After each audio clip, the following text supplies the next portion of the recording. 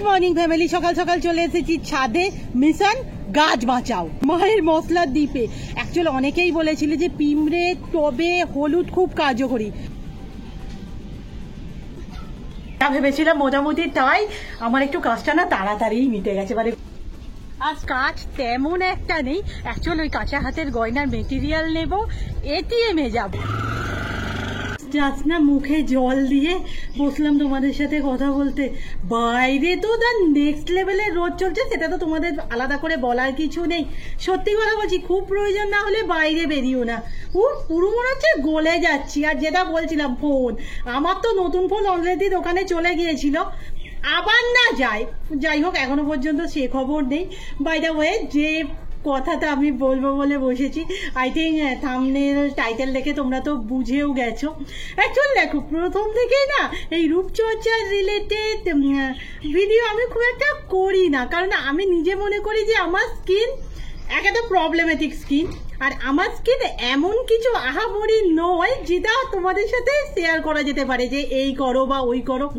তা সত্ত্বেও আমার কাছে প্রচুর কমেন্ট আসে, দিদিভাই তোমার স্কিন কেয়ার রুটিন শেয়ার করো। বা রিসেন্টলি একটা কমেন্ট দেখলাম যে দিদিভাই আগের থেকে স্কিন কিন্তু অনেক বেটার, কি ইউজ করো। সো হ্যাঁ, তোমাদের সাথে আজকে ওই গল্পই করব। এবার দেখো, যেটা বলছিলাম আর কি, এই গরমে ডিহাইড্রেশনের প্রবলেম হচ্ছে না তো বোধহয় কেউ নেই। এবার যখন ধরো আমাদের শরীরে এরকম হালত, তখন এই গরমটা আমাদের স্কিন কিভাবে নেয় বলো তো? যদি বলো সানস্ক্রিন, দেখো হ্যাঁ সানস্ক্রিন তো আমিও ইউজ করি বা করতাম। এখানে একটা টুইস্ট আছে, আমি পরে বলছি।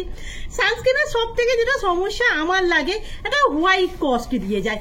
আমি তো একদমই পছন্দ করি না, যেহেতু আমরা আবার ন্যাচারাল ভিডিও ভালোবাসি। এটা তো সানস্ক্রিনের 1 নম্বর অসুবিধা গেল। 2 নম্বর অসুবিধা হচ্ছে ভীষণ চিপচিপ করে, অনেকের স্কিনে স্যুট করে না, বা স্যুট করে গেলে ওই তেলে এফেক্টটা দেয়, যেটার না ভুক্তভোগী আমরাও ছিলাম। তো আমি বাইরে গেলে ছাতা বলো, একটু যতটা পারো মুখটুককে কভার করে বলো, সমস্তই চেষ্টা করি।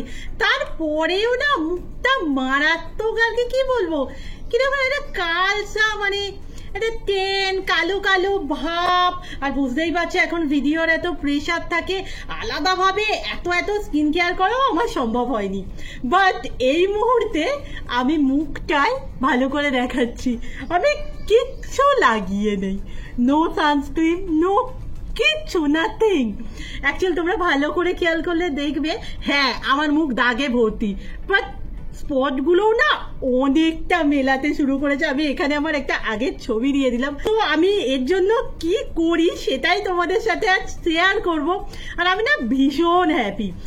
এবার দেখো, যেটা বলছিলাম, ভীষণ ব্যস্ত আমরা তো, ছাড়ো সবাই যে যার লাইফে, প্রত্যেকেই তো এখন ধরতে গেলে কিছু না কিছু করে, ওয়ার্কিং ওমেন তো চারিদিকে। সো আলাদাভাবে ময়শ্চারাইজার, সিরাম, সানস্ক্রিন লাগানো সম্ভবপর হয় না। যারা ধরো লাগাতে চাইছো, গুড, প্লিজ লাগাও। বাট আমি না এখন এই সমস্তর বদলে একটাই প্রোডাক্ট ইউজ করি, আমার মোটামুটি ভালো লেগেছে, আর কাজও খুব ভালো দেয়। আমি ইউজ করছি নেচার সিওরের pores and marks facial beauty oil, যেটা আছে SPF 50-র সাথে। এই একটা মাত্র প্রোডাক্টে রিপ্লেস করবে তোমার ময়শ্চারাইজার, সিরাম, সানস্ক্রিন সমস্তটা একসাথে। জাস্ট কয়েক ড্রপ মুখে লাগিয়ে হালকা হাতে ম্যাসাজ করে স্কিনের সাথে মিশিয়ে দাও। এটা একেবারেই নন গ্রিসি, আর স্কিনে একটা আলাদাই গ্লো রেখে যায়। এটা এতটাই নন স্টিকি না, নর্মাল অয়েল দেখবে মুখে ইউজ করলে কিরকম এটা ভারী ভারী লাগে, বাট এটা না পুরোপুরি অ্যাবজর্ব করে যায়, আর একটা সফট, আই থিঙ্ক বোঝাও যাচ্ছে, একটা রেডিয়েন্ট স্কিন রেখে যায়। যে কোনো ধরনের দাগ, ধরো একনে, সানস্পট, এটা তো কমায়ও। এছাড়াও না দেখবে আমাদের সব ওপেন পোরসের সমস্যা হয় না, এটা কমাতে ওটা ভীষণ সাহায্য করে। আমি না প্রোডাক্টটা ট্যাগ করে দিয়েছি, ডেসক্রিপশনেও পেয়ে যাবে লিঙ্কগুলো। তোমরা যারা ইন্টারেস্টেড প্লিজ কিনো, আর আমার তরফ থেকে এটা মাস্ট বাই প্রোডাক্ট।